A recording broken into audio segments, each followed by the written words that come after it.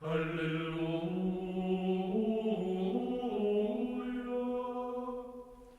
hallelujah.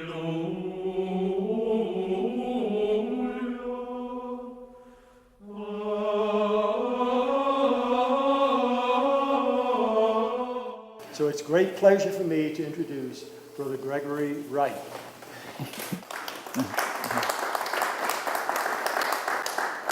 Thank you. I've often heard speakers who said they only hoped they could live up to the introduction they were given at the beginning of their speeches. To start with the coming of the brothers to the Southwest, first a little bit about the setting in which this happened. Among those who wrote a lot of church history in the first half of the last century was Kenneth Scott LaTourette. He made a very interesting statement, which I investigated and agreed with. He said, the century of Europe, which began on June 18, 1815, with the defeat of Napoleon at Waterloo, and ended around the 1st of August, 1914, when Europe went to the First World War, was one of the great missionary ages of the Christian churches. And of course, some of the reasons. It was Europe's progress in material things. Communication and transportation was constantly improving, so there was no area where missionaries could not go. Second, progress was made in medicine. I guess the great triumph was in 1900 when they finally won a victory over yellow fever. It was safer for the missionaries. And then, unfortunately, there was the progress in European military technology, which they made it possible for them to insert their missionaries into almost any place and protect them there. Whether or not this was a positive thing, I'll leave to your decision. Like, for instance, after the first Opium War, missionaries were safe in China. They had not been before. There was something else which also possibly contributed to this great missionary age. The Christian churches, including the Catholic Church, began involving their members in their missionary work. How? Well, for the Catholics, it was the Society for the Propagation of the Faith, which asked ordinary Catholics to make a very, very small contribution each week to support the missions. The first year this was in operation, it only pulled in $4,000, but of course around 1820, $4,000 was a little more money than it is right now. Then some Catholics who had more education, more influence, decided to build this thing up. 20 years later, they pulled in some $600,000. Around 1840, you could do a lot more with $600,000 than you can do today. And also they started a publication, and there were other Christian church publications about the missions and the missionaries, telling what they were doing. And it is said that a large number of young people got interested in becoming priests, religious, members of Protestant clergy, to go get into the missions because of what they read in these publications.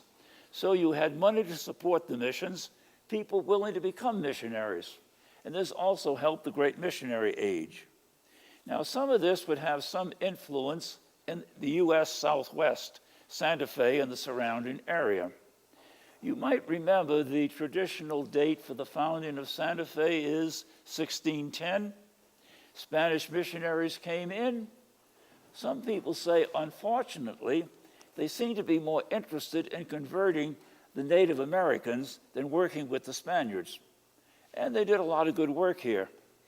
Except for the years of the Pueblo Revolt in the 1600s, this continued up to 1820 when Mexico, which controlled the Santa Fe area, got its independence from Spain. Then most of the Spanish missionaries were forced to leave New Mexico, Arizona, this whole area. Some didn't feel safe. Some were asked to leave by the Mexican government because they'd been too tied in with the Spanish government. Some probably just wanted to go home. Well, what this meant was that you now had a Catholic area with practically no clergy. And this would pose some sort of a problem. Well, in 1846, this was changed again. Under its manifest destiny policy, and by the way, I can find a number of very competent historians who would say This led to both an unnecessary and unjust war. The United States took over what is now the southwest of the country. Stephen Watts Kearny arrived in Santa Fe in the fall of 1846. The American bishops decided that this area could no longer be part of the Diocese of Durango, Mexico, which it had been up to this time, because of distances. And then, of course, there was the problem of the international frontier. So a new diocese was created, which included at least the following: New Mexico, Arizona, Utah, Nevada, Colorado, if you can imagine that as one diocese. And then, of course, it was necessary to find a new bishop to take over this diocese. French clergy had been very important in the post-1815 Catholic missions. So a French priest, who I believe was working in Ohio, John Baptiste Lamy, was chosen as the first bishop of this new area. At his consecration, as very often happens, he received a number of gifts. One of these happened to be one of Samuel Colt's newest and best six-shooters. I do not know how many bishops have received a six-shooter as one of the presents at their consecration. Of course, somebody might have said the one who gave this present was the most practical person. What did he find here? Well, one of the first things he had to do when he got to Santa Fe was get to Durango, Mexico. By the way, it might be easier today to go to the moon and come back from Santa Fe than to go from Santa Fe to Durango around 1850. But then he was able to establish with the bishop of Durango, this is no longer part of your diocese, this is my area, I'm the local Catholic religious superior here. And then he came back to Santa Fe. Well, let's see, what do I have here in Santa Fe? Well, someone might say what he saw could have been of such a nature as someone might have said, I think I'll go home. This is an impossible situation. In 1832, there had been 6 schools in Santa Fe and 5 elsewhere in the territory.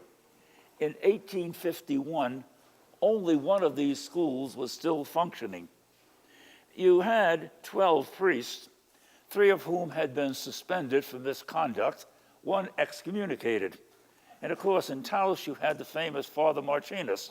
So the bishop could say, I have some help here, or do I? You had a Catholic population. Everybody was a baptized Catholic. Through no fault of their own, they were illiterate, and most of them uninstructed in the faith. Now, this brings us to another interesting little controversial point.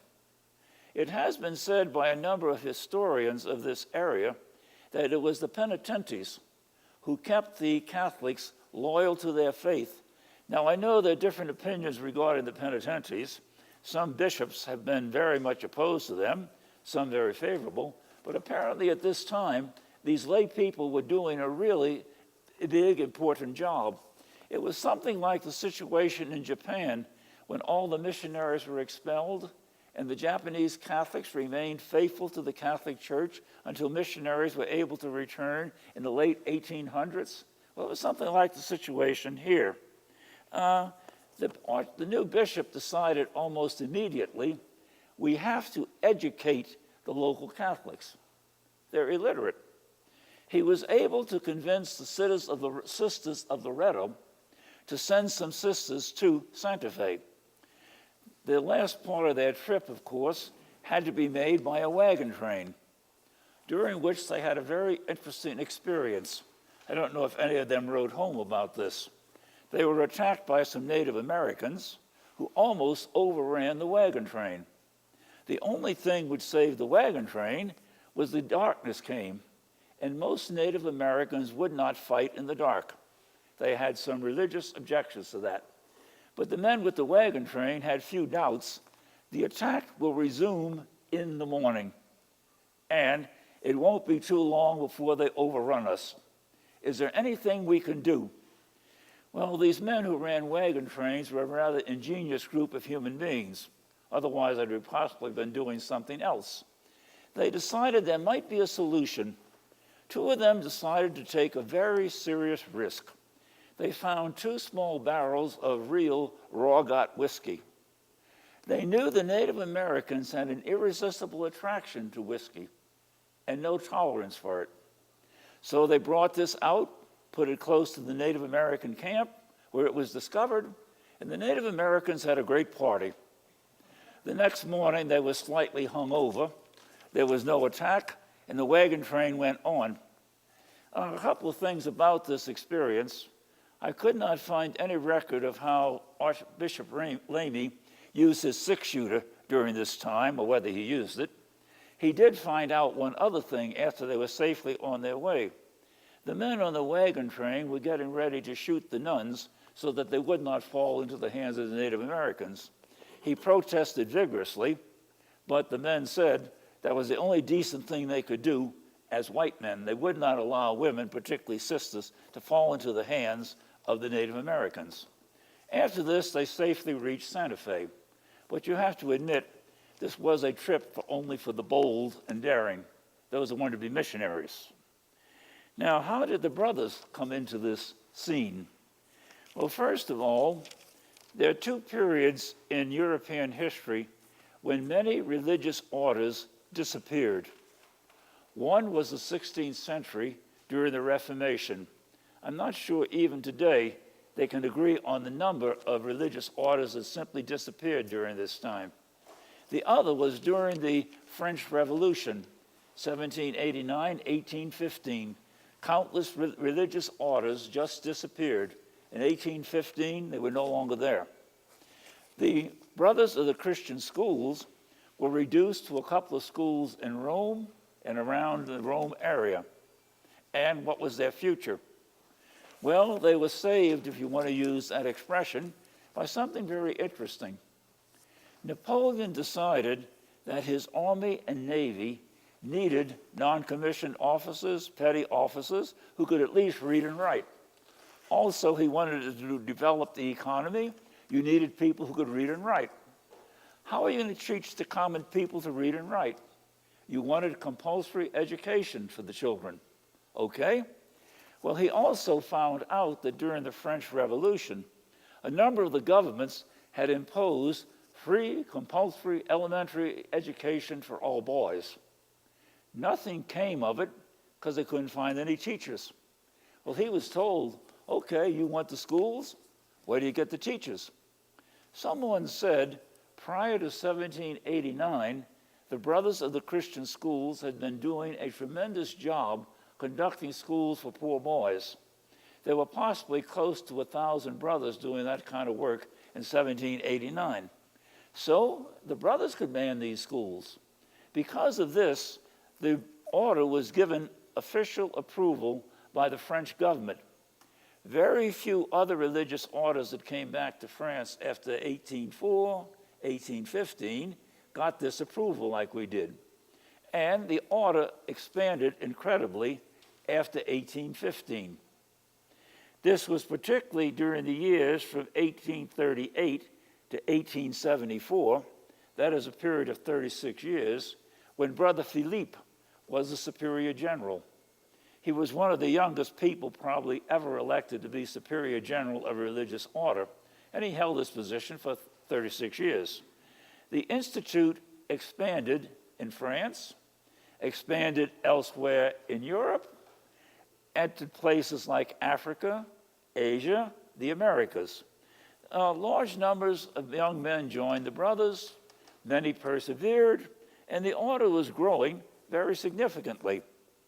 Now, what happened here? Many of the missionaries who were carrying on the church's work in Asia, Africa, America, knew the brothers. They were either alumni of our elementary schools, or they knew about the good elementary schools of the brothers. When they decided, I need a school in my diocese or my missionary area, who's the best one to run this school? The brothers. Brother Philippe was probably receiving requests for brothers. He almost didn't know what to do with them. There's a famous picture of him, which one thing attracted my attention. It shows a very visible big crack down the wall behind him. Could you imagine picturing a superior general today with a wall with a crack like that down? back. And he could have papered over this crack with all the requests he received for brothers. When Lamy asked him for brothers for the Santa Fe area, he said simply, I got a lot of requests. Why don't you take a number and wait your turn? I can't give you any brothers, or I won't give you any brothers now. Well, Lamy wanted a school. He wanted the brothers. He noticed that his vicar general was from the Clermont area of France. He also had heard the vicar general say he was a very good friend of the brother visitor of the Clermont district. So when the vicar general came to Europe to pick up some money, see if he could recruit some missionaries, go see the brother visitor at Clermont and see if it is possible to get some brothers through him. Apparently, he was told that the visitor would be allowed to give him some brothers if he wanted, if he could spare them. By the way, this does away with a story, which I think now has to be discredited, that Pius IX had insisted that brothers be sent to Santa Fe. Somebody, of course, might turn up something which will prove that this was still somewhat valid, but at the moment, it seems questionable. The vicar general met with the brother visitor, explained the situation, and the brother visitor of Clermont said, I'll give you brothers if there are any volunteers. He asked the brothers in his district who would volunteer to go to Santa Fe, New Mexico.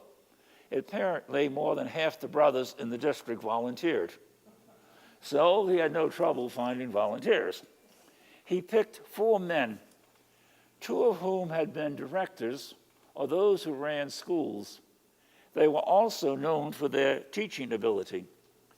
2 others were known as being very good teachers. One of these had a little knowledge of Spanish, which possibly they heard could be of some use in the Santa Fe area. So these 4 was going to go to Santa Fe and start the work. They went with 2 priests and some seminarians whom the vicar general was bringing back to work in the Santa Fe area. And in New York, they picked up a brother Augustine who was, I guess we'd say, American. He had one advantage. He spoke only English, but this was an advantage. The trip from France to Santa Fe took 72 days. Over half of it was spent going from Kansas City to Santa Fe by wagon train. Oh, by the way, the first brothers did not have an adventure like the sisters had. There was a dull trip. Of course, maybe they would have said they were glad to have a dull trip getting there. It was safer. They traveled by wagon train and finally reached Las Vegas, where they were greeted by the parish priest, and he did them a favor. He took the horses they had and gave them fresh horses so that they could make a faster trip to Santa Fe. It still took them 4 days to go from Vegas to Santa Fe.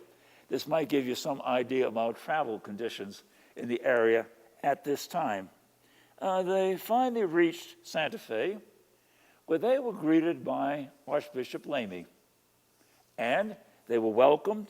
He invited them to come to supper that night with him. They did, except for Brother Augustine.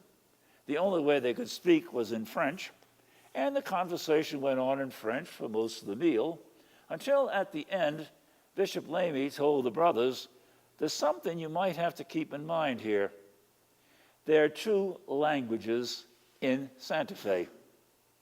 Spanish, which is the language of the people, and English, which is the language of the government, which is now being established here, and probably you need English to teach.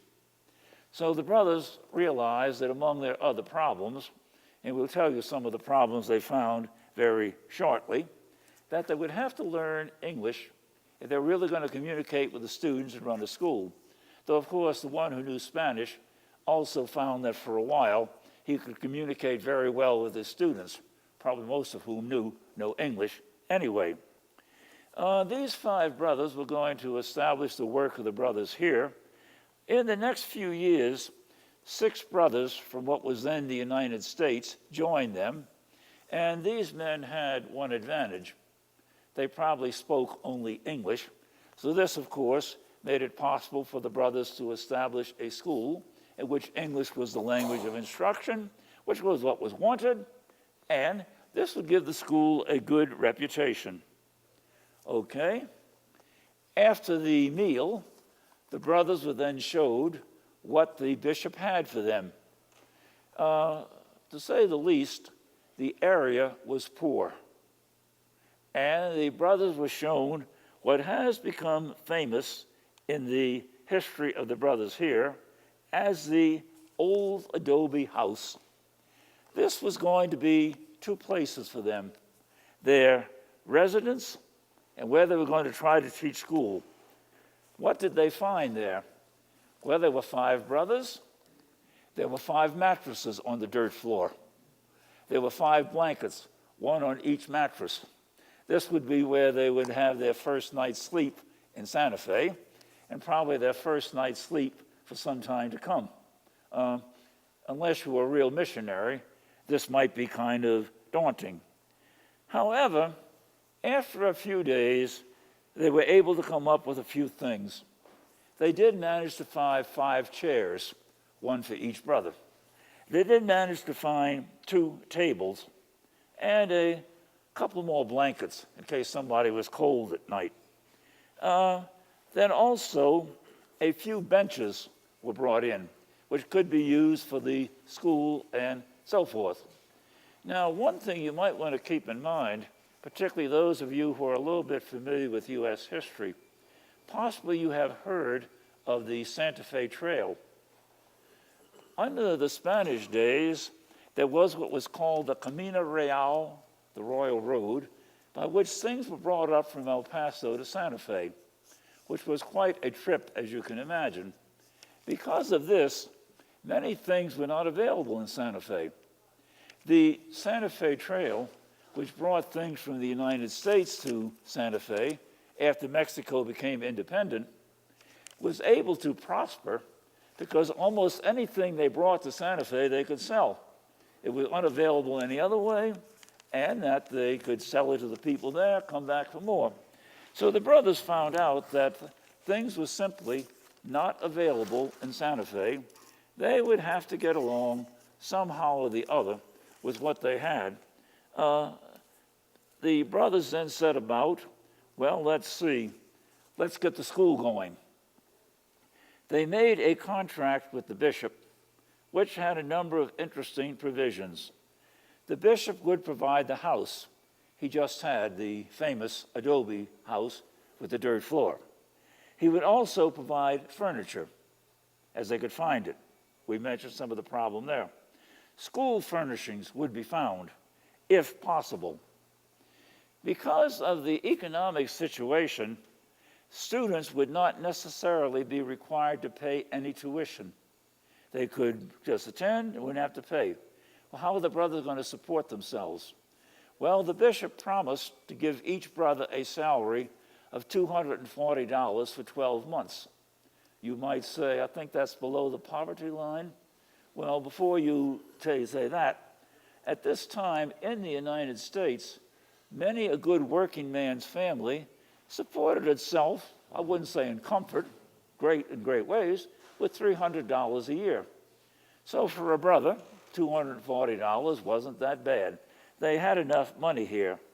Now also, as quickly as possible, the brothers were going to set up a boarding section and start attracting boarders who would pay. And the idea was that they hoped not too long there would be enough boarders who were paying that this would support the brothers in the school, and there would be less of a financial drain on the bishop. The school would become self-supporting. During all this time, it's not too certain, not too plain, how much money the bishop was able to provide the brothers with, because in spite of this collection going on in Europe, there were many people asking for money from this fund, and the Bishop of Santa Fe usually found himself very hard-pressed for funds. I assume the brothers got enough to eat, but they certainly were not living very well, and some people would have said, the future doesn't look too great. Well, very quickly, the brothers organized a school. They took over the place on the 28th of October, 1859. On the 5th of November, they started the first classes, and the bishops would leave the brothers to administer the school and teach the classes. Oh, the boarding section got off with a great start. 6 boarders, and these were the original students. About the middle of November, they started classes for day students, and more boarders were constantly coming in. The first year, when the school year ended, they had 30 boarders, which meant they were making progress to supporting the school, and 50 day students. So the school was making some progress. Oh, by the way, you might want to keep in mind that there was no competition. There was no other school, and possibly anybody who wanted to learn and read and write would say, well, this is a school to go to. And by, what's my date here? In the 1860s, 1867, they had built the enrollment up to 250 students. So indefinitely the school was taking. It was becoming a great success. By the way, during all this time, the center of operations, living and teaching, was the famous adobe hut. And of course, the question was arising, can we find anything better? Somewhere is it possible to find something? The school also acquired this building, the San Miguel Chapel, which dated back to not too long after 1610, when it was built more for the Native American population than for the Spanish population. At least that's the story I heard. It was not in very good shape. And the brothers would say their prayers here. The boarders would come here, the other students for prayers. They would say Mass. But the condition of the chapel was such they were not allowed to keep the Blessed Sacrament in the chapel yet. However, work began on repairing this building, and finally, after, I think, 8 years, the chapel was in good enough condition that they were allowed to keep the Blessed Sacrament. Here, it became a fully functioning chapel. So you might notice work was being done, progress was being made, but slowly. Now, another thing which affected the work here, in some 13 years, 1859 to 1872, 15 brothers came from the eastern part of the United States here to Santa Fe. Not all of them stayed very long. Some stayed only a short time, and others were sometimes called back. We'll come back to an interesting incident here in the future. The school was finding enough brothers to teach the school and to keep things going.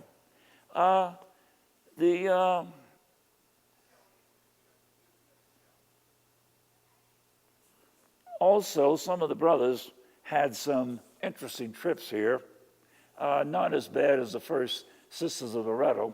However, one Sister Loretto died on the trip, not because of Indian attack, but other causes.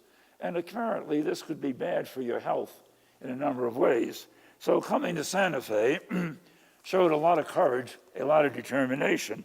It took somebody who was really interested in making a commitment.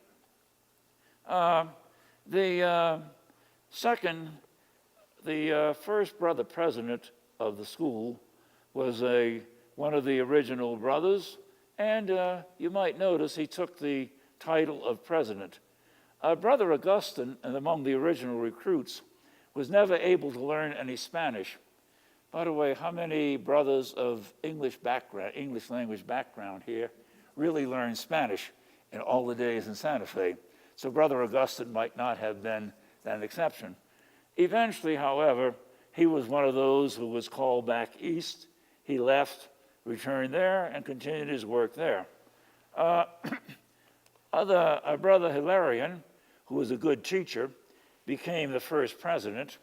Oh, by the way, at this time, the brother president, as well as all the other brothers, taught a number of classes. I guess there was not enough administrative work to keep the brother president busy. Maybe the brother president would have said there was not enough money to occupy him with to keep things going. The offerings ran from elementary school to post-secondary. Now, I'm very curious to find out what they meant by post-secondary college offerings, but you might want to keep in mind this was the 1860s, and I believe at this time some European visitors to some of the more famous, prestigious U.S. colleges on the East Coast went there, looked at the offerings, and said, is this supposed to be an institution of higher education? So probably people had some different ideas about what exactly you had to have post-secondary offerings.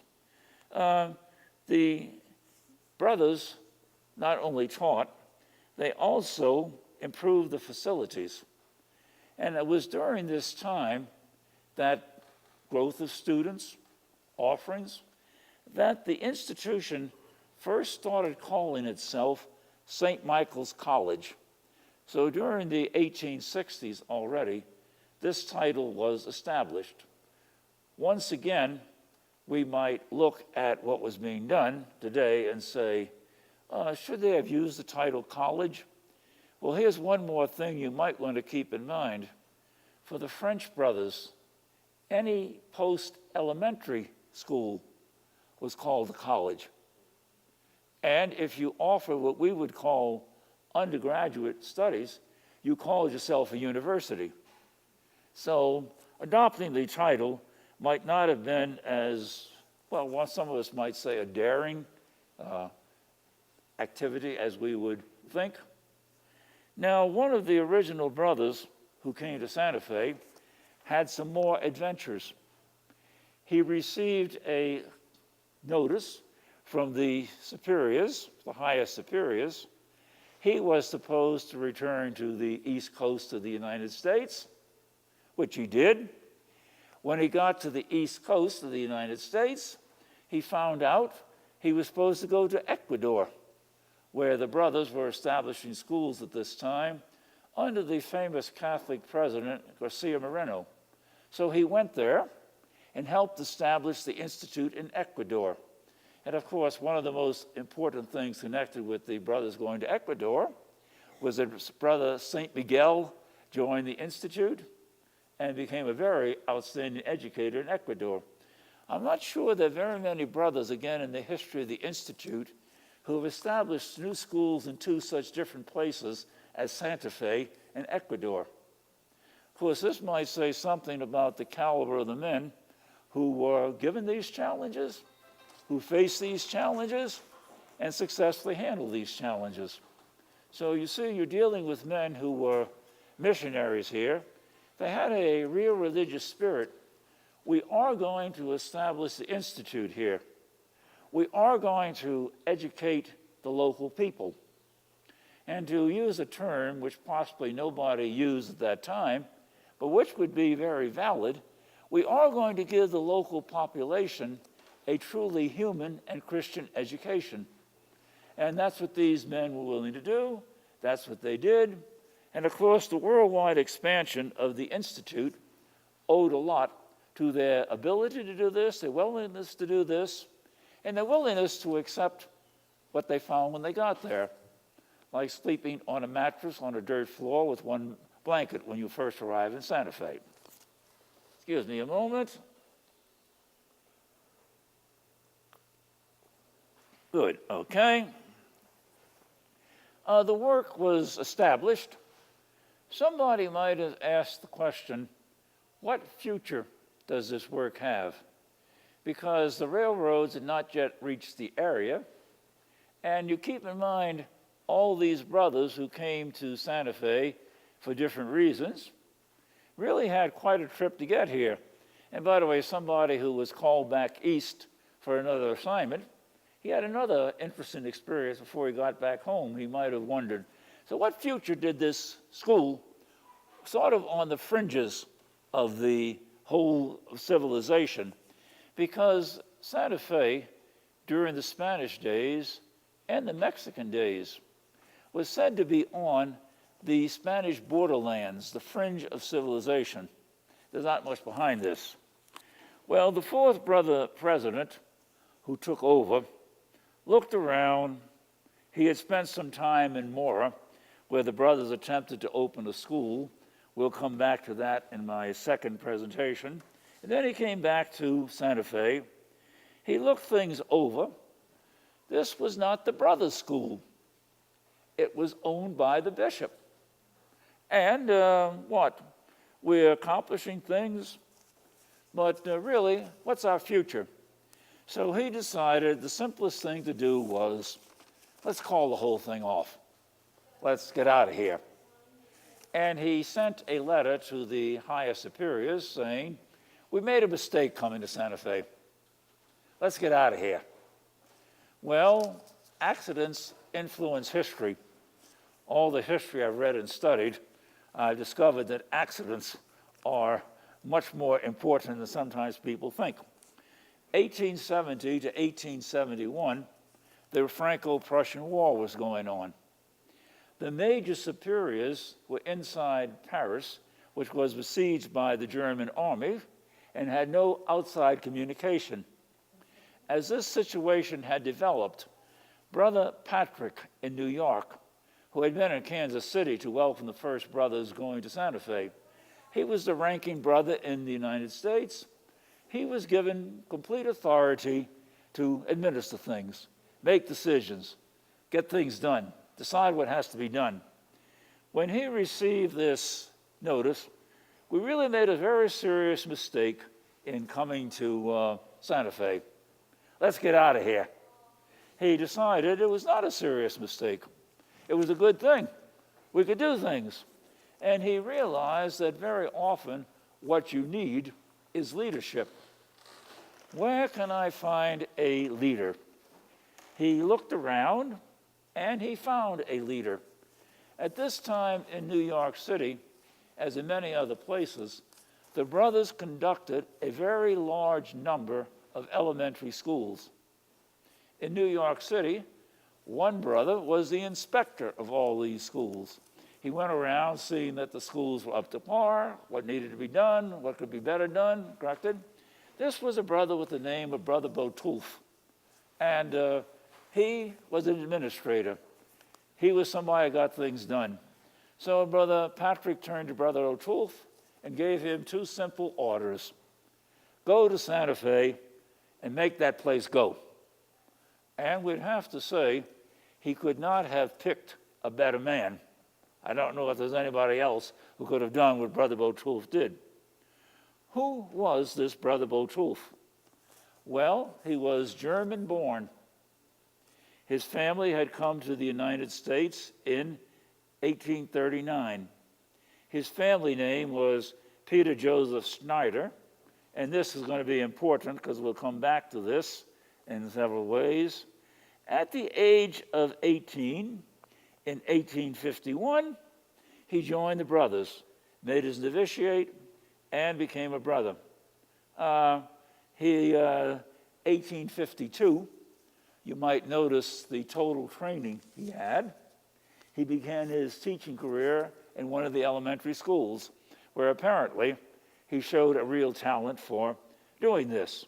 By the way, he would remain a brother then for the next 54 years, which, considering everything, was, well, he lived a long life by the standards of the times. He was told now to go to Santa Fe. By the way, some records say he had poor health condition. And somebody might say, well, you have poor health. Why don't you suggest that I can't make this trip? When I get here, I won't be able to do anything. He didn't. If you gave him a job, he would do it. And if you gave him a job, he was a very dynamic person who not only did the job, but he made others feel, let's get in and start doing this job. On the 2nd of November, 1870, he arrived in Santa Fe. and he became the president and the dominant force in St. Michael's College, and this lasted for 36 years. He was also, you're going to hear, a dominant factor in New Mexico education. He was a good administrator. He looked things over, saw what needed to be done, and then got about doing this. He asked, why were brothers discouraged? And he had one suggestion. It's the bishop's school, not our school. Strictly speaking, Bishop Lamy could have told the brothers any morning, pack up and leave, and if the brothers would have said, what can we do? They would have been told there's nothing. He owns the school. I don't think he had any intention of doing that. Probably never thought of doing that. Who would he put in their place? But it's not our school. So the first thing to do is get ownership of the school. I suspect that the fact I've mentioned previously, that money was at times rather scarce as far as the bishop was concerned. When the brother said, can we buy the school? He probably said, a gift from heaven. This is going to solve a lot of problems for me. I don't know about you people, but it's going to solve problems for me. And apparently, in spite of the discouragement on the part of the brother who said, let's get out of here, Brother Botolph could find the money. Now, unfortunately, I could not find what was the purchase price for the school and the property. I'd be very interested to find out. Of course, there would be another little problem. How do you translate that into modern purchasing value? Maybe be almost impossible. He got busy looking for more students. The more students we have, the better the school's going to be. And of course, he also noticed something else. Arizona, West Texas, northern Mexico, people were looking for education.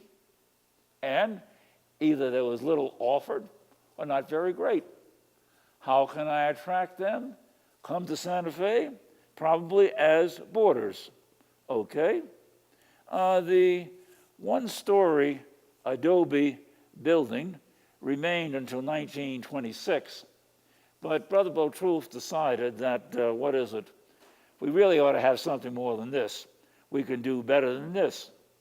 He built new buildings, improved the classrooms and the dorms, and he was able to improve the furnishings. Of course, probably by this time, the Santa Fe Trail was bringing many things you needed to New Mexico that hadn't been available in 1846, 1859. He made a one-story building for the brothers' quarters. I kind of get the idea that up to this time, a brother might have taught in a room during the day, and then when evening came, pulled out the bed, and that's where he slept. This would be an interesting experience for any teacher. But this is what they had at the time. Well, this is over. And he had ideas about what are we going to do? What needs to be done? How can we build up the institution?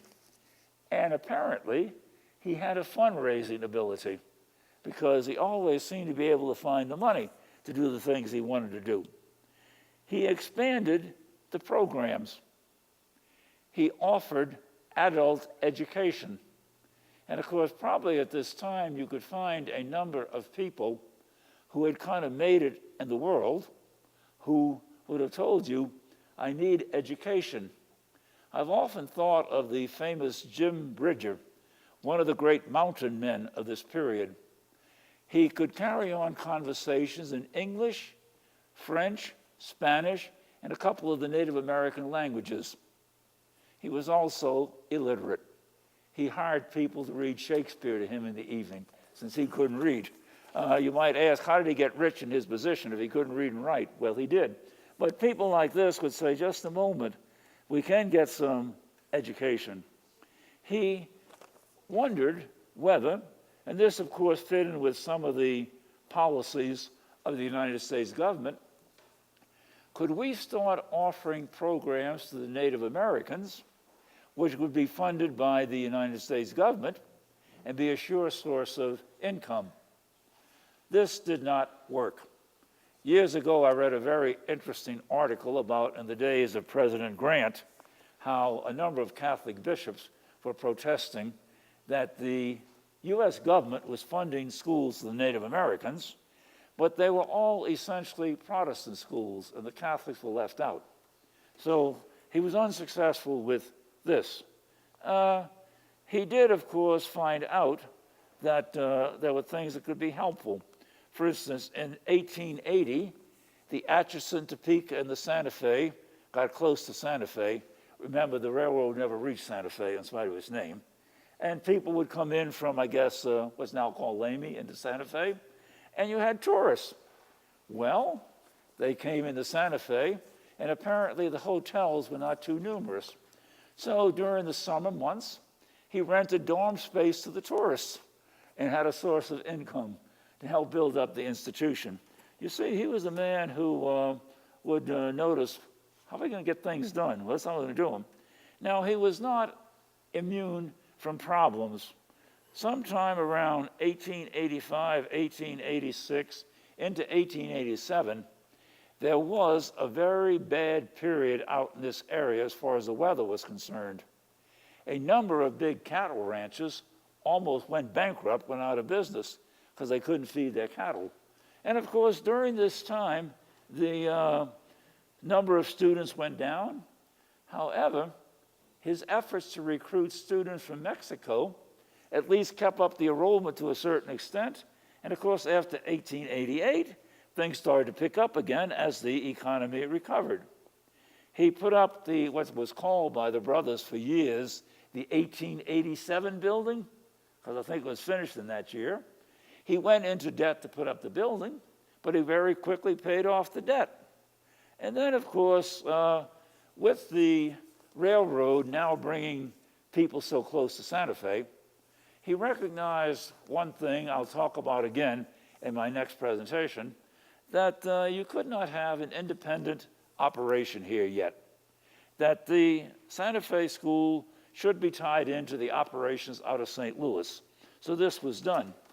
Also, up to this time, he was at times the brother visitor of this area, the brother novice master, the president of St. Michael's College, one of the teachers, the fundraiser, so maybe he could do with a few less jobs, and that he could now concentrate more on SMC. He was recognized as an educator. The territory finally formed a board of education. Professor Schneider was one of the members of the Board of Education, and at times he was the president of the Board of Education. The city of Santa Fe decided that it had to get some public schools going. It needed a school superintendent. Professor Schneider was the superintendent of the Santa Fe schools. He also had contacts with the territorial legislature. In 1874, they granted the charter for the College of the Christian Brothers of New Mexico. Now, Daniel Webster, a number of years before, had established a famous point in U.S. law. A charter granted to an institution of higher education is a contract. The granting body cannot unilaterally abolish the contract. You need the consent of the institution. How many institutions of higher education do you know will give up their charter voluntarily? So once you got a charter, you had one. Oh, by the way, in the late 1880s, when they gave you a charter, they gave you privileges and rights that if you went to a state legislature and asked for those today, they'd look at you as if to say, and what do you think this is? You don't get things like this. So it was really a very extensive charter.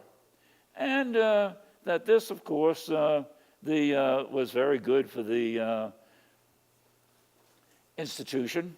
Finally, one more thing the territorial legislature did. If you got a diploma from St. Michael's College, I'm not too sure how much beyond high school learning that went, you had a lifetime teacher certificate for New Mexico. And now, of course, again, someone might ask, how many other institutions were there offering similar programs? So in other words, and of course I might also ask, how many of the people who got these diplomas were interested in becoming teachers? In 1902, Brother Botolph celebrated his golden jubilee as a brother. He was at this time thinking about stepping down a bit. That, remember, he came here in 1870. This was 32 years later. Well, some of his tasks were turned over to other people. He retained the title as president. In January 1906, he became seriously ill. And in February, well, people thought, well, maybe he could recover. Maybe, he'll be able to do something. He suddenly died. And his funeral showed one thing. People recognized what he had done. They esteemed him, and they rightly did so.